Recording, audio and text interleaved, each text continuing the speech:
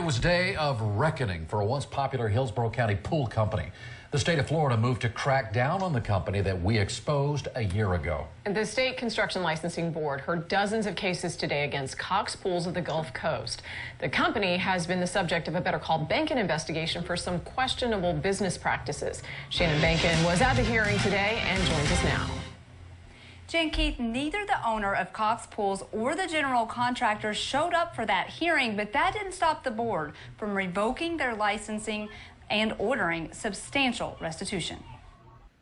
My Better Call Behnken investigation into dozens of unfinished pools by Cox Pools of the Gulf Coast caught the attention of Florida's Department of Business and Professional Regulation. And I was there with the Cox Pools customer when the department brought their findings to the State Construction Licensing Board. We listened as 36 cases were presented against two people, company owner Hillary Bello and her licensed general contractor Scott Hauser of Jacksonville.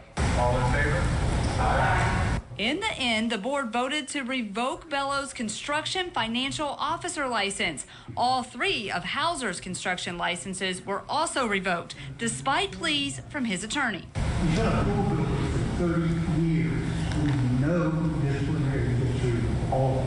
This action follows last month's arrest of Bello in Manatee County. She was charged with one felony count of contractor fraud. Customer Wesley Gadsden tells me he's happy with the outcome so far. Gadsden says he paid $53,000 in full to Cox Pools, and then when the company abandoned his job, he had to pay another $48,000 to other companies to fix mistakes and finish the work. Actually, I'm pleased with what happened. I'm pleased with the results. It's a long time coming, but I'm happy. I wanted to see for myself. Thank you, Shannon. If it weren't for you, I would never have known about it. The work that you did was just incredible. The board also ordered both Bello and Hauser to pay restitution of a max of $15,000 for each impacted customer. Gaston says he hopes this sends a message to contractors who serve as license holders for other companies. You're telling them that you have the right to work under my license? Then it's your responsibility to make sure that they are working properly under your license. The attorney for Mr. Hauser, the contractor, told me after the meeting that he plans to appeal the decision on restitution, saying his client isn't the one who should be responsible for paying it. Meanwhile, customers in Hillsborough County have been asking whether law enforcement is looking into their cases. Well, I can report tonight that a spokesman for the Hillsborough County Sheriff's Office tells me that this situation is under what he called active investigation.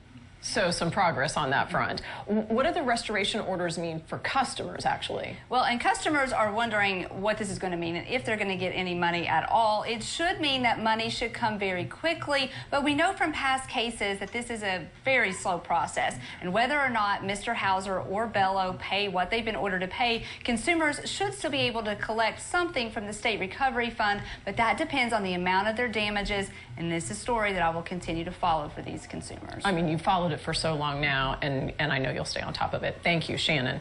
If you have a problem that needs solving, better call Behnken. The number is 1-855-BEHNKEN, or you can reach her